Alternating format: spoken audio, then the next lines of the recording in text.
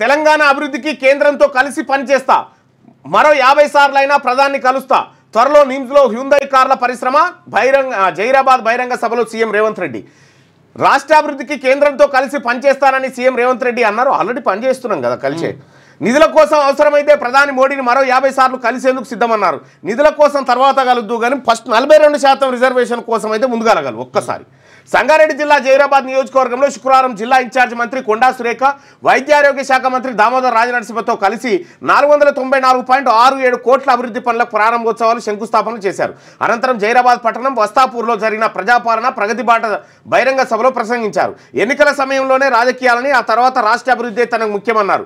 కేంద్ర రాష్ట్ర ప్రభుత్వాలు పరస్పర సహకారంతో ముందుకు సాగుతాయని అన్నారు. కేంద్రంపై అలిగితే రాష్ట్రాలకే నష్టమని పేర్కొన్నారు. ఉమ్మడి మెదక్ ప్రాంతంతో మాజీ ప్రధాని ఇందిరాగాంధీకి ఉన్న అనుబంధం విడదీయలేదని సీఎం రేవంత్ రెడ్డి అన్నటువంటి మాట. జైరాబాద్లో బహిరంగ సభ జరిగింది. అక్కడ కొన్ని అభివృద్ధి కార్యక్రమాలకు శంకుస్థాపన చేశారు. అక్కడ ప్రతిపక్ష నాయకుడిని ఆహ్వానిస్తున్నా, ప్రతిపక్ష నాయకుడికి విజ్ఞప్తి చేస్తున్నా, శాసనసభకు వచ్చి ప్రజా సమస్యలపై చర్చించాలని ఆహ్వానిస్తున్నా, పాలనలో ఏమైనా తప్పులు చేస్తే సూచనలు ఇవ్వండి, అవసరం మేరకు సరిదిద్దుకుంటాం, అధికారంలో ఉంటేనే అసెంబ్లీకి రావడం, లేకుంటే ఫామ్ హౌస్లో పడుకోవడం సరికాదని చెప్పి మళ్ళీ కేసీఆర్కు సూచన. ఇక ఆయన రాడని తెలుసు.